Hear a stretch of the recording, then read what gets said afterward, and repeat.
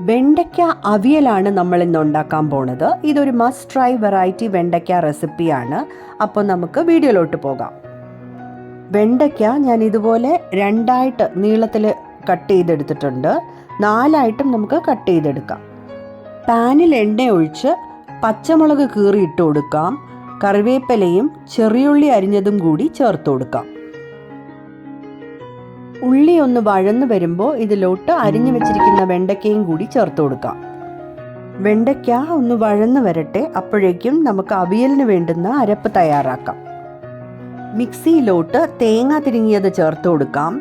കുറച്ച് മഞ്ഞൾപ്പൊടി, മുളക് പൊടി, ചെറിയ ഉള്ളി, കുറച്ച് പുളി, ആവശ്യത്തിന് വെള്ളവും കൂടെ ഒഴിച്ച് അവിയലിന് അരയ്ക്കുന്ന പോലെ അരച്ചെടുക്കാം. സ്മൂത്ത് പേസ്റ്റ് ആക്കണ്ട, ഇതുപോലെ തരിതരിപ്പായിട്ട് അരച്ചെടുത്താൽ മതി. വെണ്ടയ്ക്കയുടെ വഴുവഴുപ്പൊക്കെ മാറി നന്നായിട്ട് വഴന്ന് വന്നിട്ടുണ്ട്. ഇനി ഇതിലോട്ട് നമുക്ക് തക്കാളി അരിഞ്ഞതും കൂടി ചേർത്ത് കൊടുക്കാം. അരപ്പ് ചേർത്ത് ഉപ്പും കൂടി ഇട്ട് കുറച്ച് വെള്ളവും കൂടെ ഒഴിച്ച് നന്നായിട്ട് മിക്സ് ചെയ്ത് നമുക്കിത് അടച്ച് വെച്ച് വേവിച്ചെടുക്കാം. കുറച്ച് കഴിഞ്ഞ് ഒന്ന് തുറന്ന് നോക്കാം. പകുതി വേവേ ആയിട്ടുള്ളൂ. വെള്ളവും ഉണ്ട്.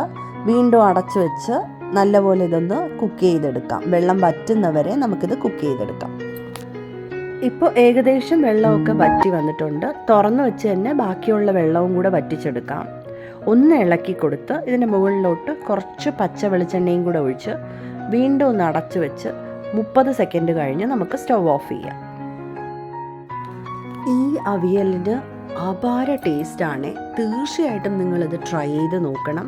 ഇഷ്ടമാവുകയാണെങ്കിൽ ലൈക്ക്, ഷെയർ ആൻഡ് സബ്സ്ക്രൈബ് ചെയ്ത് സപ്പോർട്ട് ചെയ്യണേ. Thanks for watching. ബൈ.